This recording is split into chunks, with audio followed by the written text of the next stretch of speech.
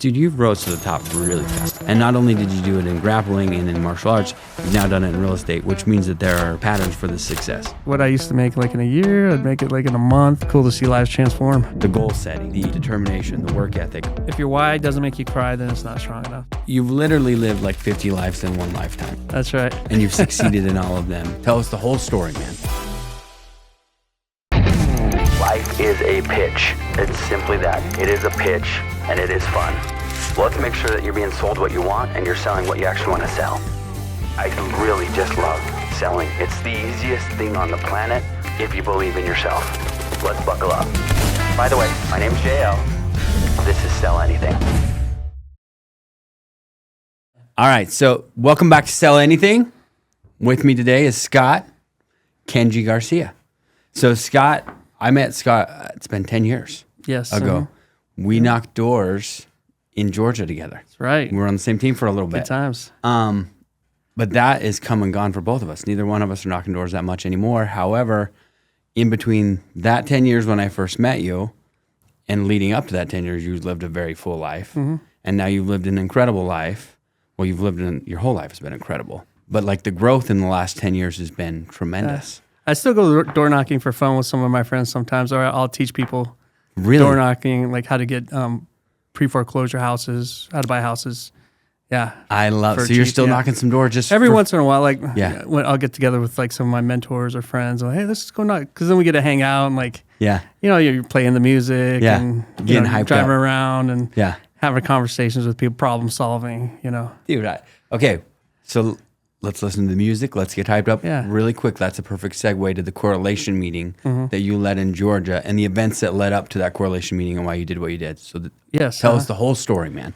10 years ago, I was teaching school. It just got done with for summer break, so I got in the car, started driving from Phoenix, Arizona, Mesa, Arizona, all the way to Savannah, Georgia, where we were door knocking. And then along the way, I stopped off. I'm like, oh, this is perfect alignment.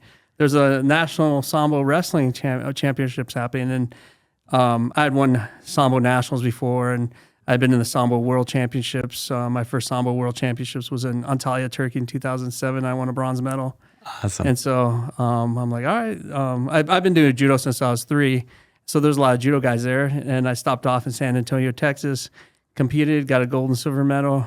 And then I went on my way to Savannah.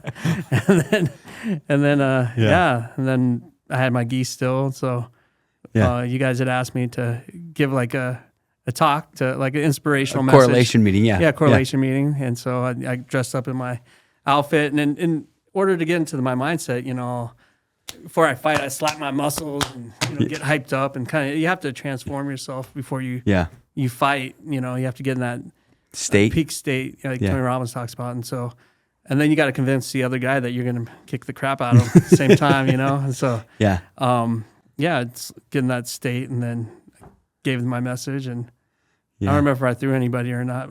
No, I don't think I think we all wanted you to throw Trost. It was like 300 pounds, and we were excited about that. That's right. But it did not happen. That did not happen. Well, dude, peak state, dude.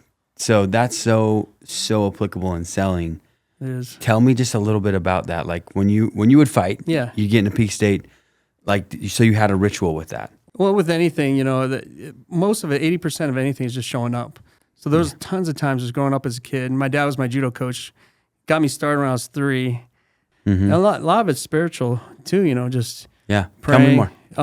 Like before I go on, I was always praying, on my knees in the corner, just like, I wouldn't ask for the win. I'd ask for God to like bless me to do my best at the tournament. Cool. And so, then you just go out there and, you win gold medals. Yeah, you do your stuff. Yeah. Dude, that's awesome. So now when you were a teacher, you were also a wrestling coach, right? Yes. So what were some of the fundamentals that you would teach your boys on the wrestling, or was it girls too? Because there's girls wrestling now. I coached a state championship team in Hawaii at Kuku High School, and they won state championships for judo and wrestling. And one of the girls, she went on to the Olympics as an alternate. So would you teach them about the peak states? Would you teach them? Yeah, we'd sit down. I'd do goal setting. So even like in my classes too, when I coached, when I taught, before I even started anything with anybody. Like we did this at the Olympic Training Center too. When I was in high school, I trained there. You know, we'd write down on note cards, and Tony Robbins too, and write down on note cards of what we wanted to happen that year. So like if it was like you want to win a state championship, if you want to, whatever it is, you know. Yeah. Some kids, I just want to wrestle varsity, okay, you know, or whatever it is, you know, write it down. And there's some magic in just writing something down. I can't explain it, but even now on social media, I have former students, I'll say, okay, when this happens, find me on social media and then let me know. So I had one of my, a couple of my special ed kids reach out to me recently, and the one was like, hey, thank you so much for teaching me that. I own my own paint company now. So I cool. just bought a house. I have bought my own truck. I have employees. And another one, I even saw him this summer. He's like one of the dancers for the Phoenix Suns, and he's an MMA fighter. I got him into wrestling. Really? Yeah, now he like fights in MMA, and he's marrying a doctor, and they're having a baby together. So cool, man. Yeah, it's just so cool. Cool to see lives transform. Dude, it really is. And that's what I'd love to do, because from the time that I first met you, like you said, you were teaching school, and then I remember seeing on social media a few years ago, you're like, I'm retiring from the school game because I'm killing it in real estate kind of thing. And so what I'd love to do for this is take those principles of success that you learned starting at 3 and missing some of those things, having those sacrifices that you did to become a world champion. Yes. And it's specifically in judo. I was grappling the gold medal in grappling. Okay. I won nationals in judo like 3 times as a kid. Runner up 3 times in judo. Cool. Sambo wrestling. I won the nationals for that. Got bronze medals in sambo wrestling at the World Championships, and a silver medal in Budapest, Hungary. Should we have you wrestle grappling. Carson? Probably everywhere you go, someone's like, have him wrestle him. Yeah, I don't even like talking about it because then people jump on me, and then I have to throw them about 3 good times and thump them and hurt them. Yeah. And then I look like a jerk for doing it. I even had a bishop in one of my last wars. He thought it'd be a good idea at Christmas time. I saw him in the 99-cent store, and he jumped on my back, and I didn't know who it was. And he like tried to put me in a sleeper, and I threw him backwards, and he like fell back on the ground, almost knocked over all the stuff on the shelf. And he's like, no, you wait, you know me. Stop. And I turned around, I was like, oh, Bishop, I'm sorry, man. I didn't know who's jumping on me, and I picked him off the floor. And he's like, yeah, I thought that was a bad idea when I was halfway through the air. For being a world champion in a very physical and almost violent sport, you're one of the nicest, calmest guys I've ever met. Yeah. Like, I've ran into you a few times in different events over the years, like Orlando last year. Yeah. Yep. Mm-hmm. And dude, you're so welcoming, so nice, so loving. And you have such a great memory, dude. Oh yeah, so I've heard things since I was 3. No, it's incredible. So I bring all that up just like, so you got this lethal killer that is smacking himself, getting ready to rip someone apart and putting fear in the heart of the other dude. Yeah. And then this other guy who's just the nicest, most kind guy that is taking kids from really tough situations, and now they're succeeding because of principles you've taught them. Yes. So those are some of the principles that I would love to share with the people listening to the podcast, like the goal setting, the determination, the work ethic, all of that. Share some good stories of that.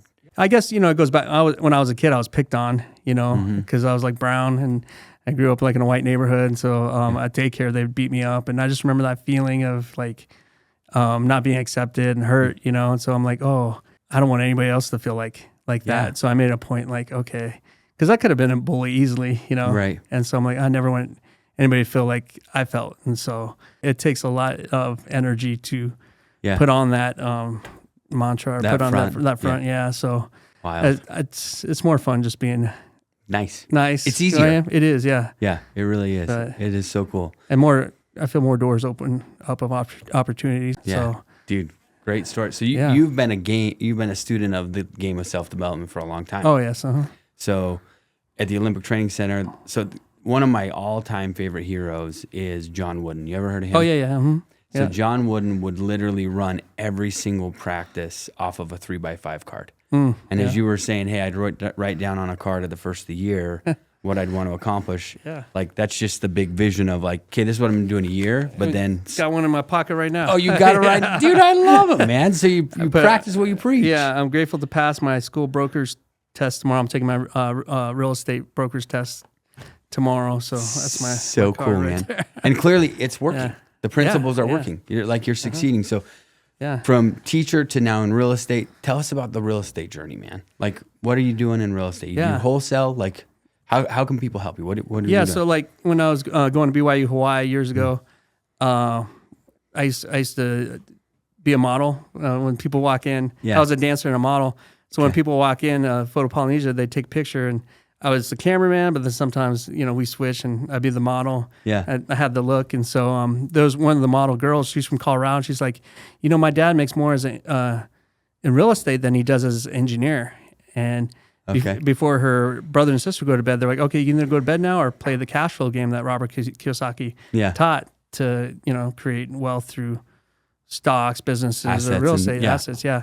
So I'm like, oh, what is this? So she let me borrow the book, and then I played the game, and I'm like, whoa, this is the way. So when I got back from teaching English in Japan, I bought a house here in Arizona, 2006 in February. It was like the height of the market. Yeah. And then I rented out to like 4 guys from my church. It was a 5-bedroom place. Yeah. And then I just watched the market like tank, and houses were going selling for 20 grand, 40 grand. And I had actually met Robert Kiyosaki when I moved to Arizona in 2005, and I was like, I feel like we're kindred spirits. You went to the academy, I went to the academy.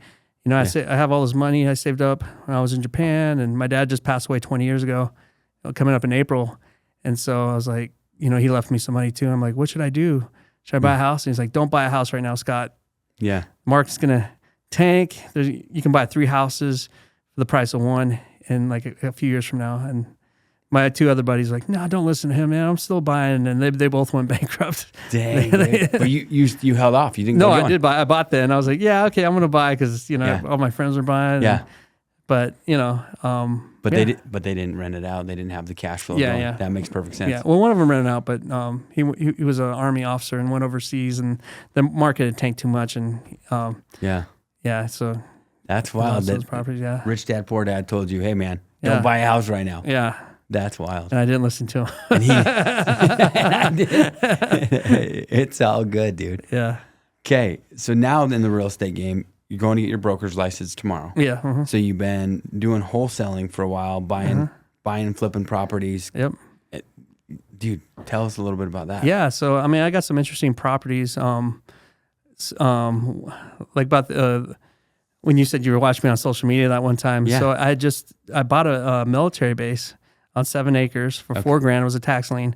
And then, win? Yeah. And then like a couple months later, Pace Morby, he had me, taking his group out, sub 2 students, and teaching them how to door knock. And his philosophy is like, I was like, why do you help out so many people, Pace? And he's like, well, I understand karma to the finest detail. So when the more you help people, especially on a larger scale, the more it comes back to you. Right. A teacher I worked with, he's like, yeah, my parents live across the street from this guy, and my brother wants to buy his mobile home, and he went over across the street. He's like, I want to buy your mobile home. Okay. How much? 50 grand. Okay. And then that guy got arrested that day because it was a drug house. And he's like, you know what? I was going to lose this house anyway. Just take it, for free. So we bought it for like $10 because we had to put something in the earnest deposit. Yeah. And then went and sold it for like 92 grand after we knocked down the mobile home. And nuts, man. Yeah. So like just in a short period of time, I was like, I'm doing this. Yeah, the power of real estate's I'm awesome. not teaching school anymore. It was pretty cool. Yeah, dude, that's nuts. Yeah. So I'm hearing a bunch of principles in there as you're sharing these stories. Like one, building rapport with people. Yeah, you're really good at it. But even outside when we met Veronica. Yeah. Mm-hmm. All of a sudden you're like buddies with her, like right out the gates, and we're taking a picture. I'm like, how? This guy is really good at building rapport. It's really cool. But then finding out where they're at, like, right? So it's like, okay, cool. You clearly have a problem. That's why we're having a conversation. Yeah. How can I help solve this problem? Yeah, definitely. Who, with you being in the game of self-development so much and doing the events that you do, if someone wanted to get started in real estate, do you do wholesaling? Do you do, like, who would you say, listen to this guy. This Pace Morby, I was one of the first people he took on a ride along. okay. And Jamil Damji, they're two of my mentors. Like, for years, ever since I read that Rich Dad Poor Dad book when I was at BYU Hawaii, like 2001, it was like Robert Kiyosaki said, let it rattle around in your brain for like 10, 20 years. And then I bought a house, and then in the market tanked. I'm like, okay, that didn't work. Yeah. And so I felt like I needed a group around me. Right. And then one of my grappling coaches at ASU, he would go buy land and flip it, or like buy 40 acres and take a little portion for himself. So, but I couldn't quite like figure out like how to do it, or like everything was online like it is today. Back then you actually had to go to the county, look up the records, say what on earth is happening, who owns this. Yeah. So it sounds like succeeding in real estate is easier than it ever has been now. Yeah, because like now you just get on. Like I remember they were trying to teach me, him and another guy at my MMA club. They're like, oh yeah, pretty soon it's all gonna be on the computers, and Yeah. I went, really? Then you'll have to go look up the county records, or see the little tracts of land. And that's wild, man.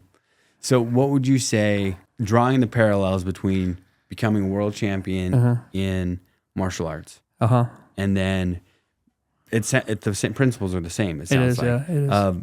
Being successful, and because Pace Morby, I've heard of his stuff. He's got a big following. He's the guy with the peace signs. Peace sign, yeah. Yeah. He lives here in Mesa. Okay. He served a mission in Korea. Oh, really? Yeah. Nice, dude. Yeah, I have a buddy who's gone through some of his courses. Just actually bought a business because of some of the stuff he watched with Pace, and then turned him on to like Cody Sanchez. And I just went through Cody Sanchez's 3-day training 2 weeks ago, and I'm going to Tony Robbins next weekend, Grant Cardone the next week, and then Pace Morby and Jamil's thing the week after. So that's another key too, is going to events. Like I think that's why I scaled so quick too, because you're plugging into their energy. Like when I don't see Pace or Jamil for a while, or I'm like, because I actually owned a drug rehab center, wellness center for 2 years. Did you really? Yeah. When did you do that? 2000. How many lives have you lived? A lot. Jeez, man. Yeah, so I mean, the checks were amazing. It was like, like between 30 grand to 120 grand a month. Really? Yeah, I was like, what I used to make like in a year, I'd make it like in a month. Wild. And this is all in that real estate run of leaving teaching school to like. Yeah, and so I had like 8 vehicles, and 7 houses, and I had like families. I was in charge of like a lot of the family houses. So we, had parents, babies, kids. Do you ever sleep?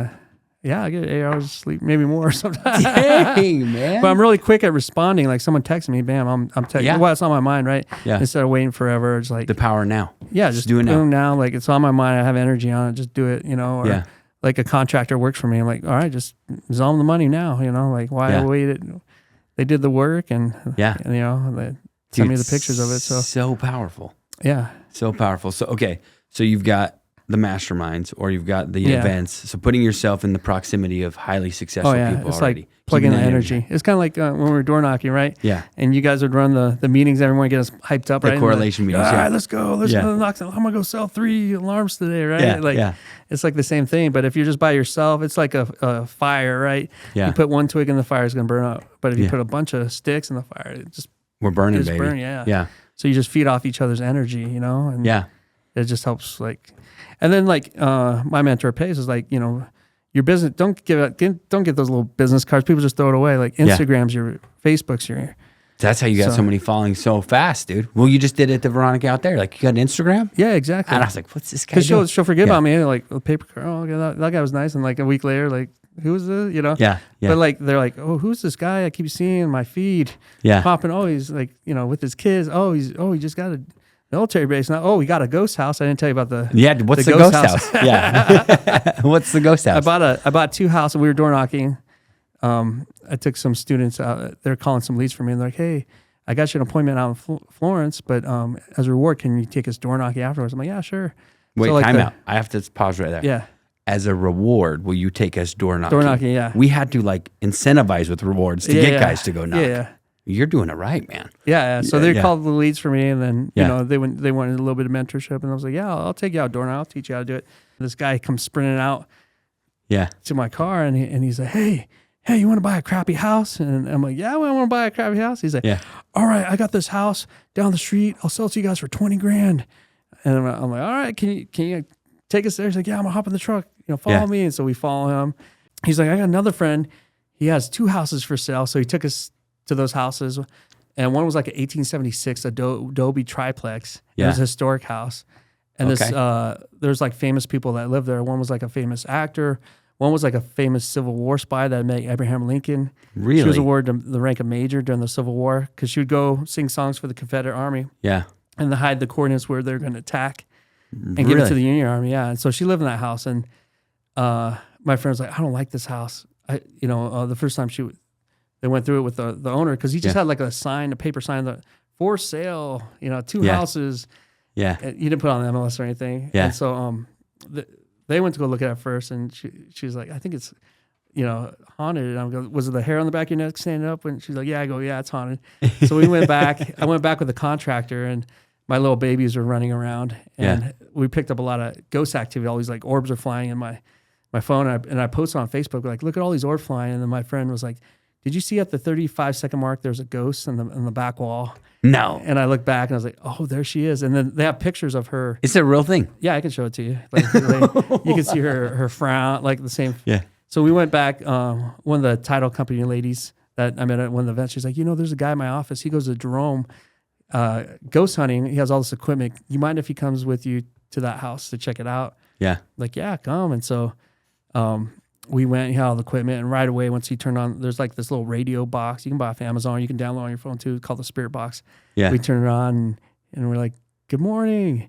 And she said, good morning, right away. We just had full-on conversation. No. If you ever go through my Facebook there, I have an album with all our conversation with her, and you could see her in the videos too. That's wild, man. Yeah. So, and she was telling us about meeting Abraham Lincoln. Really? Yeah. And there's another grumpy cowboy ghost that kept interrupting. Yeah, the grumpy cowboys will interrupt all the time. Yeah. So, yeah, it was kind of a fun property. I just sold that one last year. I owned that one free and clear, and I sold for $88,000. And it was 2 houses on half acre. That's so cool, man. Yeah. You've just been going hard, man. Oh, it's just fun. I mean, it's just like a hobby. Fun. It's like a fun hobby for me. Yeah. So you're enjoying it. You have a good time doing it. Yeah. And you're crushing it. That's awesome. So obviously you've been an incredible student, man. You're continuing to learn. Mm-hmm. What are some of your other secrets? What else are you doing? Doing the work, obviously. Going and knocking the doors, and all of a sudden, those are the best deals. When you knock on the door and they're like, hey, my neighbor wants one too. And you're like, I'd use the techniques you guys taught me too. Like, hey, anybody else that wants to sell? Or I'm really, oh yeah, actually, Dude, that's when we were knocking doors for security, be like, okay, which one of the houses is the most sketchy here in the neighborhood? Yeah. And then they tell you, and then you go target those ones around them. Oh, yeah. The doorbell cameras, right? That's awesome, dude. We had those doorbell cameras in Japan back in the 90s when I was door knocking. I was like, man, if we could get this to the States. They'd take off like wildfire. Oh, yeah. And it did. It did, yeah. It did. Yeah. Dude, we call them Keiko boxes because they're like, oh, Keiko means no thanks. Really? And they tell us Keiko through the video camera. Really? Yeah, That's cool, man. So how did you even get introduced to Vivint? I don't even remember. How did you end up? I had a friend. They were like getting ready to do summer sales, and they're like, hey, we're meeting at Top Golf, and some guys, some guys are they're going to tell us about alarm security systems, and I had done alarms in New Jersey and Texas before. New Jersey's a tough market. Jersey was my favorite market. Did you really love it? Yeah, I mean, they speak real fast. I speak fast, and I remember the first day I had like 3 sales in one day. I really like $1,000 in one day, and I was like, count it. What? As a school teacher, I'd make $1,000 in 2 weeks, and I was like, what? I can't believe I just did that. It like blew my mind. Like 100%, man. You sell that first one. It's just exciting. Oh, yeah. And you're like, we're going to go get another one. Yeah. And then that momentum carries you. Yeah. 100%. So it's an invisible force. You can't see it. But like when you're in sales, you feel it. When you're in a slump and Yeah. And it just usually take action. Yeah. You just take some action, go knock that door. You get out of that slump. Be around the people that energize you again. And when you get down, it's true. Yeah. So true. So I'm curious, what's the door approach? For I've never wholesaled any real estate stuff. What do you just knock on the door and be like, hey, man? So there's like apps that'll show you like where the pre-foreclosures are, what their what their situation is, like how many months they're behind, like how much they owe on their mortgage.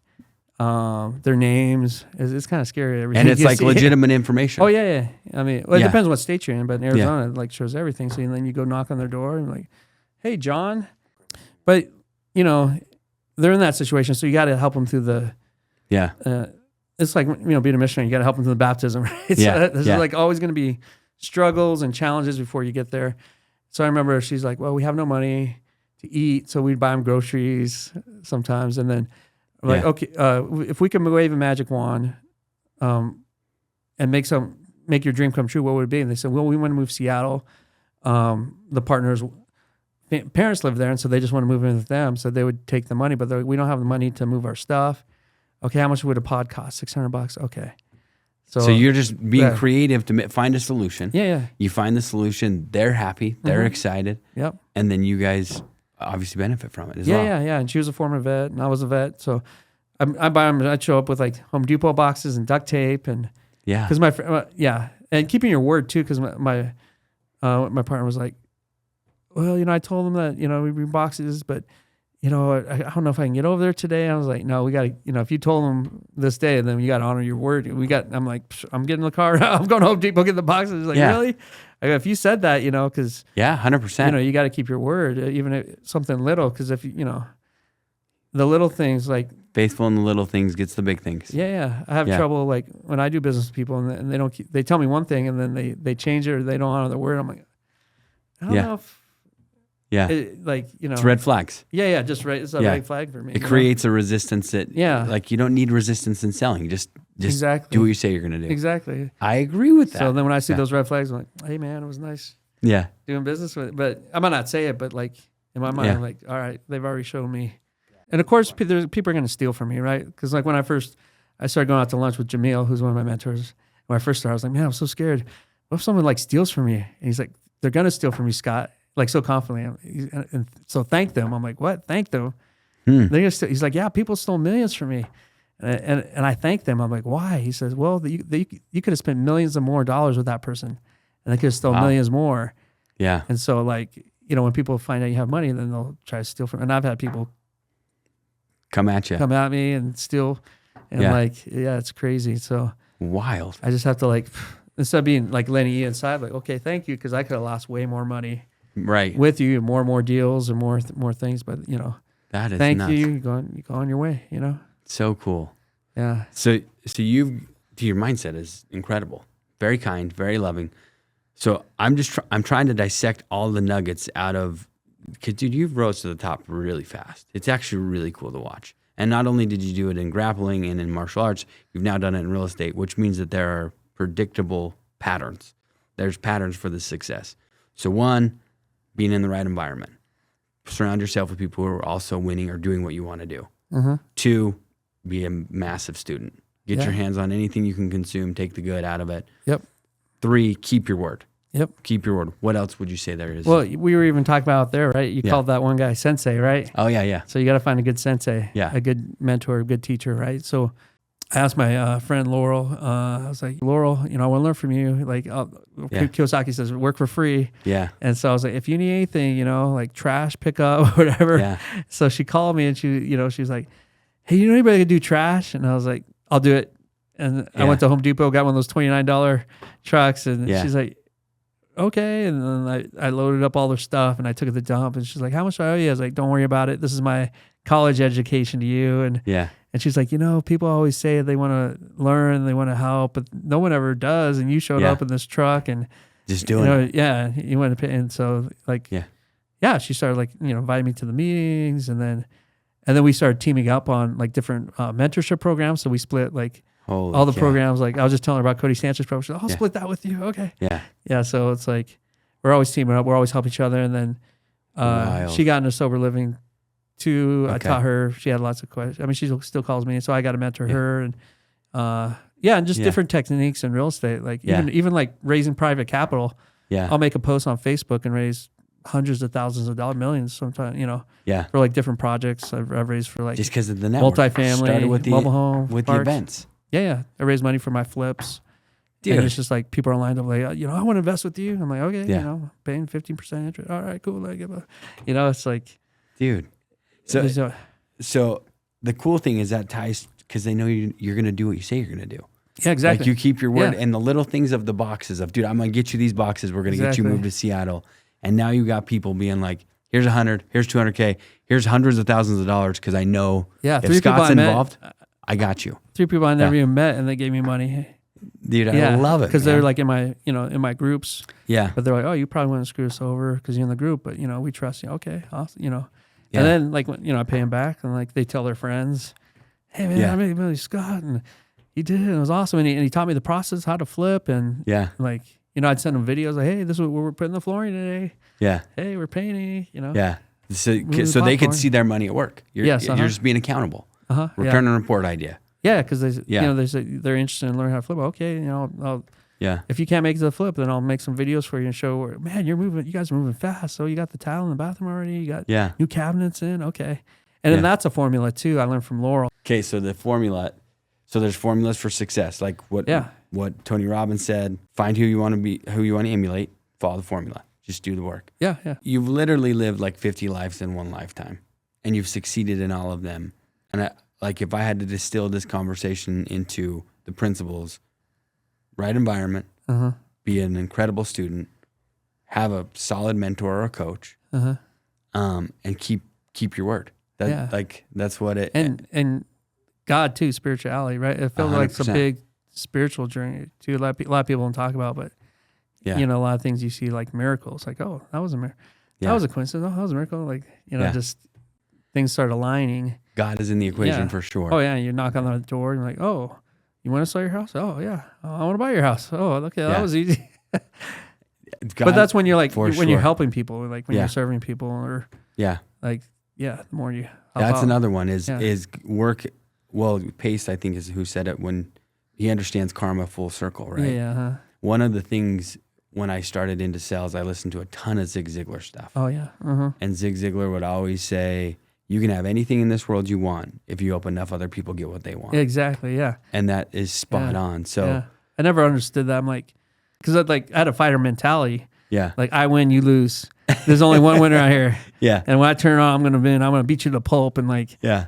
and so when I met Pace, my friend Debbie, she's like, okay, Pace has like an abundance mentality. I'm like, well, that's just for me. What is abundance? What's mean? abundance mentality? There's people out there like that. I'm going to take his abundance. Yeah, right. Yeah, And I yeah. was like, oh, that's weird. Okay, that's Yeah. just and then I went through this. About that same time, I kept running into. I was driving Uber, Mm-hmm. and I dropped someone off, a client off at the hotel, and I went to go use the restroom, and I saw all these people coming out of the hotel rooms, Mm-hmm.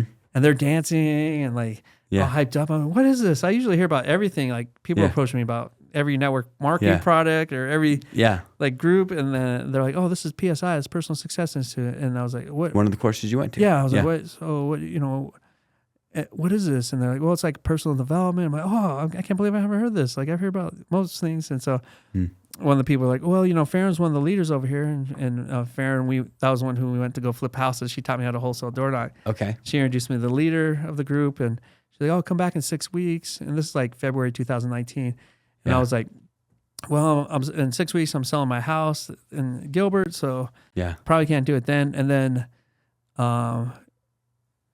like 6 months later, I was doing some flips, bought a mobile home for $1,200 in Mesa, Yeah. bought another one I found on Facebook Marketplace for $3,500. And then I was also doing a wholesale deal that my wife, when she was breastfeeding our newborn baby, Yeah. she's like, call these people. And I got that house, a 2007 house. It was nice. 2,200 square feet for $126,000. Wow. That house That's is a great deal. Yeah, that house is probably worth $450,000. I wish I would have kept it. But I wholesale it, made like, I netted 13 grand real quick. Yeah. 13 grand, Yeah. 13 grand. Well, that's Yeah. how much I would make an Uber driving all year. All year? Yeah. Like I wake up at 3:30 in the morning, pick up the airport rides.